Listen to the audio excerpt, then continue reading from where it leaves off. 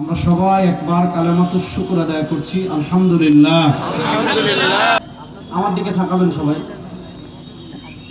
পৃথিবীতে কারো ধর্মীয় পরিচয় কারো কপালে লেখা নাই। আমি মুসলিম, এটা আমার কপালে লেখা নাই। আরেকজন হিন্দু, এটাও তার কপালে লেখা নাই। আরেকজন ইহুদি, এটাও তার কপালে লেখা নাই। দেখতে সবাই সমান। আমার নাক আছে, তাদেরও আছে। আমাদের চুল আছে, তাদেরও আছে।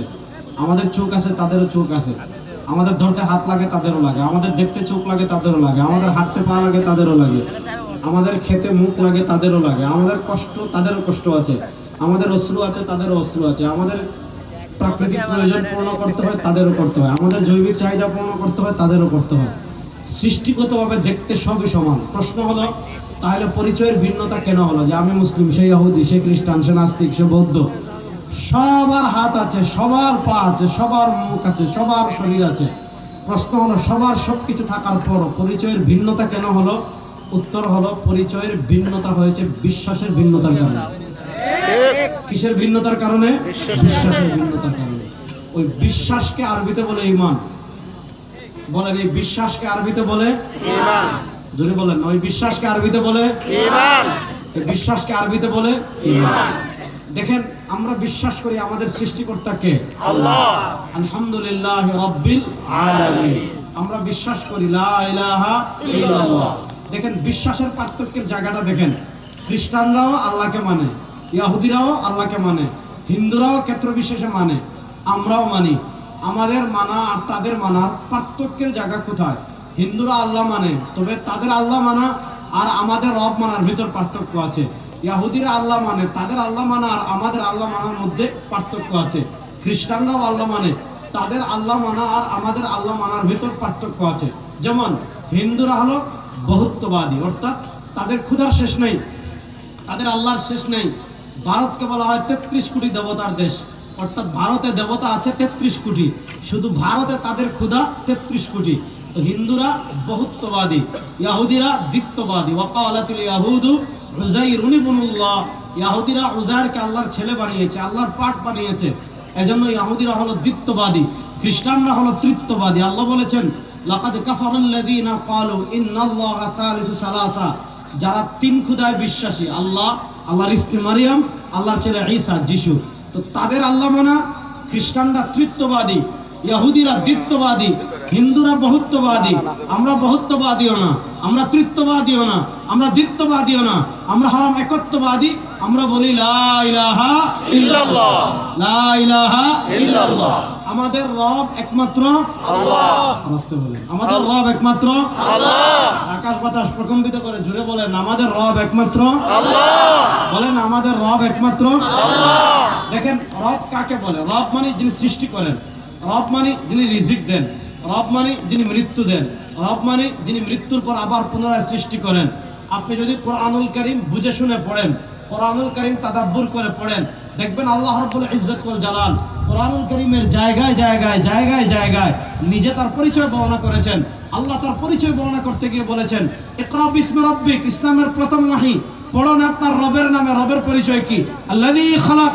রবের এক নম্বর পরিচয়, আমি আপনি কেউ দুনিয়াতে ছিলাম না, আমাদের সবাইকে সৃষ্টি করেছেন কে? আল্লাহ। রবের এক নম্বর পরিচয়, রবের এক নম্বর পরিচয় যিনি সৃষ্টি করেন। আপনি পবিত্র কোরআনে দেখবেন আল্লাহ রাব্বুল ইজ্জত ওয়াল জালাল নিজে তার পরিচয় তুলে ধরতে গিয়ে বলেছেন, আল্লাহুল্লাযী খালাকাকুম। আল্লাহর এক নম্বর পরিচয়, তোমরা কেউ দুনিয়াতে ছিল না, সবাইকে সৃষ্টি করেছেন আল্লাহ। সুম্মা রাযাকাকুম, এরপর তোমাদেরকে রিজিক দেন আল্লাহ। সুম্মা ইউমীতুকুম, এরপর তোমাদেরকে মৃত্যু দিবেন আল্লাহ। সুম্মা ইউহয়িকুম, মৃত্যুর পর আবার পুনরায় সৃষ্টি করবেন আল্লাহ। হাল মিন শুরাকাইকুম মান ইয়াফআলু মিনকুম, হাল মিন শুরাকাইকুম মান ইয়াফআলু যালিক। যারা মূর্তিকে রব মানে, যারা চন্দ্রকে রব মানে, যারা সূর্যকে রব মানে, যারা পীরকে রব মানে, যারা নেতাকে রব মানে, যারা নেত্রীকে রব মানে, হাল মিন শুরাকাইকুম মান ইয়াফআলু যালিকা মিনকুম। তারা কেউ সৃষ্টিও করতে পারবে না, তারা কেউ রিজিকও দিতে পারবে না, তারা কেউ মৃত্যুও দিতে পারবে না, তারা কেউ মৃত্যুর পরে আবার পুনরায় সৃষ্টিও করতে পারবে না। আমাদেরকে সৃষ্টি করেছেন আল্লাহ, আমাদেরকে রিজিক দেন আল্লাহ। আমাদেরকে মৃত্যু দিবেন আল্লাহ, আমাদেরকে মৃত্যুর পর আবার পুনরায় সৃষ্টি করবেন আল্লাহ। এজন্য আমরা বলি লা ইলাহা ইল্লাল্লাহ। আমাদের রব একমাত্র আল্লাহ। নাম আসতে বলেন, আমাদের রব একমাত্র আল্লাহ। বলেন আমাদের রব একমাত্র আল্লাহ। আল্লাহ আমাদের রব একমাত্র আল্লাহ। আমাদেরকে সৃষ্টি করেছেন কে? আল্লাহ। আমাদেরকে রিজিক দেন কে? আল্লাহ। আমাদেরকে বাঁচিয়ে রেখেছেন কে? আল্লাহ। আমাদেরকে মৃত্যু দিবেন কে? আল্লাহ। আমাদেরকে মৃত্যুর পর আবার পুনরায় সৃষ্টি করবেন কে? আল্লাহ। দেখেন আল্লাহ তাআলা পবিত্র কোরআনে বলেছেন, যারা তোমরা বিশ্বাসী বান্দা, এটা অবিশ্বাসী এদেরকে কোনো কথা নাই আজকে। যারা বিশ্বাসী বান্দা, বিশ্বাসী বান্দাদেরকে আল্লাহ তাআলা বলেছেন ওয়া ইন তাউদ্দু নি'মাতাল্লাহি লা তুহসুহা। মনোযোগ, ওয়া ইন তাউদ্দু নি'মাতাল্লাহি লা তুহসুহা। আপনার জীবনে যদি আপনি গণনা শুরু করেন যে আল্লাহ আমাকে সৃষ্টি করলেন, শুধু সৃষ্টি করেই আল্লাহ রেখে দিলেন, দেখি তো আল্লাহ আমাকে কি কি নিয়ামত দিলেন। আল্লাহ বলেন ওয়া ইন তাউদ্দু নি'মাতাল্লাহ, যদি তোমরা আল্লাহর নিয়ামত গণনা করা শুরু করো। ইমাম বাইহাকী শুআবুল ঈমানে হাদিস এনেছেন, আমার উম্মতি মা বাইনা 60 ইলা 70। এই উম্মার গড় বয়স হলো 60 থেকে 70 বছর। তো আপনার 60-70 বছরের জীবন শেষ হয়ে যাবে, আল্লাহর নিয়ামত রাজি গুণে শেষ করা যাবে না। বলেন না, আল্লাহর নিয়ামত রাজি গুণে শেষ করা যাবে না। হাত দিয়েছেন কে? আল্লাহ। বড়াস্তে বলেন, হাত দিয়েছেন কে? আল্লাহ। পা দিয়েছেন কে? আল্লাহ। চোখ দিয়েছেন কে? আল্লাহ। নাক দিয়েছেন কে? আল্লাহ। কান দিয়েছেন কে? আল্লাহ। জমিন দিয়েছেন কে?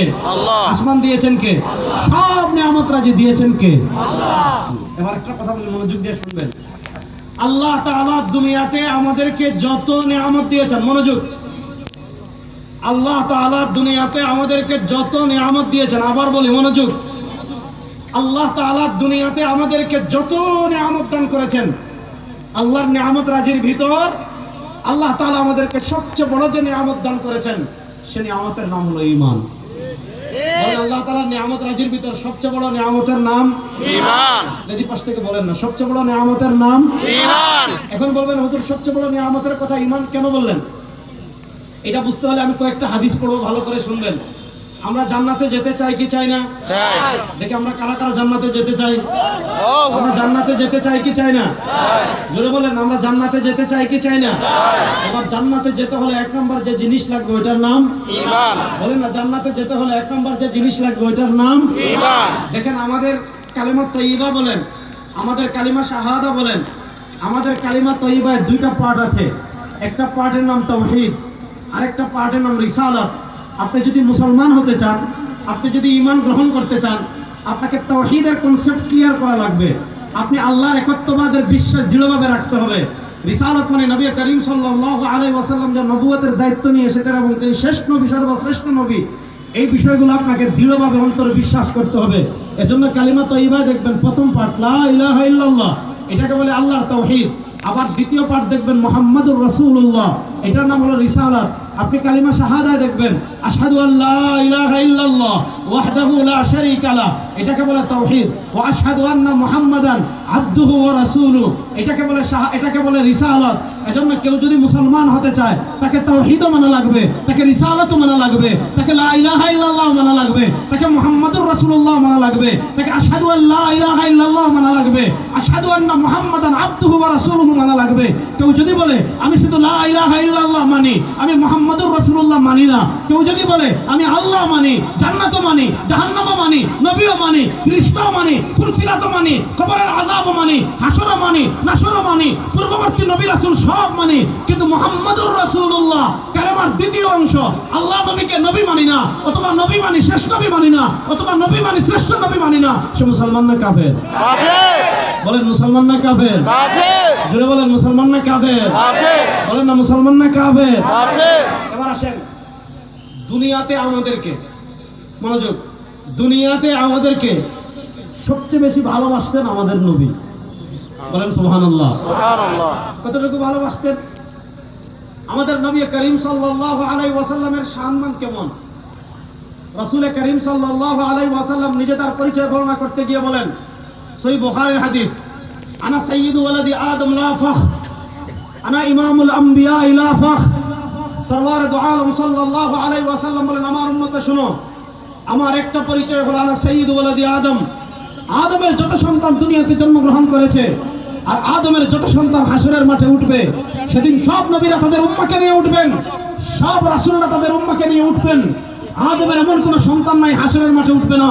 সারা দুনিয়ার সব মানুষ হাসরের মাঠে উঠবে। আদম থেকে নিয়ে কিয়ামত পর্যন্ত যত মানুষ দুনিয়াতে জন্মগ্রহণ করেছে সব মানুষ হাসরের মাঠে উঠবে। সেদিন সব মানুষের নেতা হবেন, নেতৃত্ব দিবেন আমাদের নবী সুবহানাল্লাহ।